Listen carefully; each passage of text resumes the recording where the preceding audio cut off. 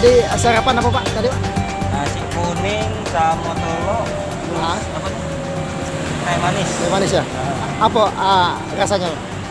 Kalau nasi kuningnya untuk kelas-kelas ini enak lah, murah ini.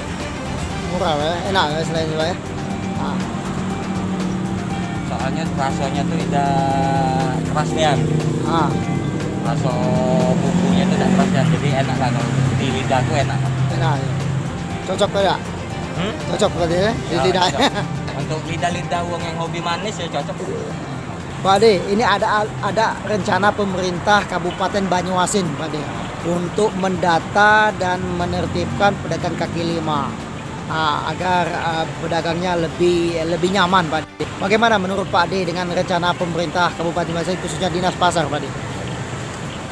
Kami mewakili ataupun mungkin tidak mewakili secara pribadi ya. Secara pribadi kami ya ikut senang ya. Ikut senang dengan adanya program itu. Karena memang kami merasa terangkul, merasa dilihat, merasa diperhatikan dengan adanya program seperti itu kan. Kami sebagai pedagang kecil UMKM ini memang berharapnya ada rangkulan dari pemerintah, ada bantuan dari pemerintah untuk kami pedagang-pedagang kecil ini. Kami positif, benar-benar istilahnya mendukung dengan program adanya begitu kan. Dan secepatnya lah. Harapan kita supaya pedagang kita ini lebih maju, mungkin ada dukungan dari pemerintahan daerah. Nah itu ya kalau itu mungkin secara apa namanya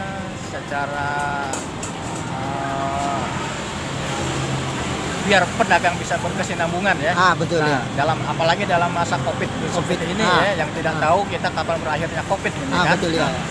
Apalagi dalam keadaan semacam ini ya. Tolonglah, bantulah kami lah. Iya ya. Bantulah kami pedagang kecil. Tolong diperhatikan pedagang kecil. Kami ini tolong diperhatikan, tolong dibantu.